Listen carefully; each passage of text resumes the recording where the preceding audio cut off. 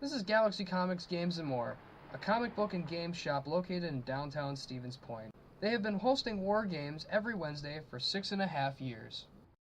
War games have been in existence since the 20th century. These games often use miniature figures of soldiers, miniature tanks, dragons, and many other types of zany figures, depending on what type of war game is being played.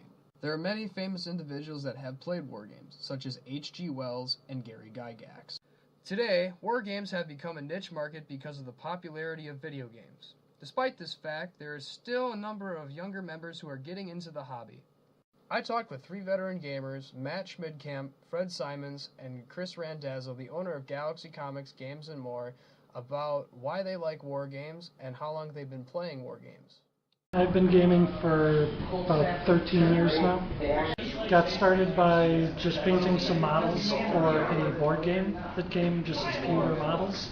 Then I saw other models you could paint and picked a bunch of those up, painted them, found out there's a game afterwards that they go with, and just started that. So pretty much started with the art, then got into the gaming afterwards. War Machine and Hordes would be the main game I play, but I do have models for Warhammer Fantasy, Warhammer 40k, Battlefleet Gothic, Mordheim, Blood Bowl, probably a few more that I'm not remembering, but those are most of it. I've been playing off and on for probably about 15 years now.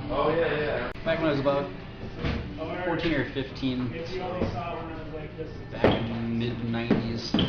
I just had some other friends that were playing 40k actually, so I've been started playing with them, building up armies and stuff, and a lot of time at the various Galaxy comics that have been over the years. I've done a little bit of Hordes and War Machine, but mostly 40k. For me, it's more, I almost use it as kind of like a social thing for the week. I mean, I get out and talk to people, rather than like sitting at home playing a video game, and you actually get that face-to-face time. Well, I played D&D first, so actually my second game I got into is miniature games. I've been playing Warhammer since, I think 1982 or 3 or 4, somewhere in there. But I used to play war games. Now I own a game store, so I don't play much. But I own, I don't know, 5 armies, 6 armies. My first love, minigames. I used to go to Gen Con because I'm from Milwaukee, and just seeing painted miniatures on a tabletop with neat terrain, it's like playing toy soldiers where it looks cool. I always liked that as a kid, so it really was the appeal initially of just the way they looked on the table.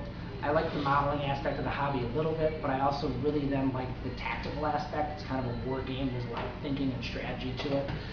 The best thing about war games is that you don't have to be a geek or a nerd to play them. War games can be played by anyone. If you are interested in playing any war game or just curious, their store is always open and the staff is willing to steer you in the right direction.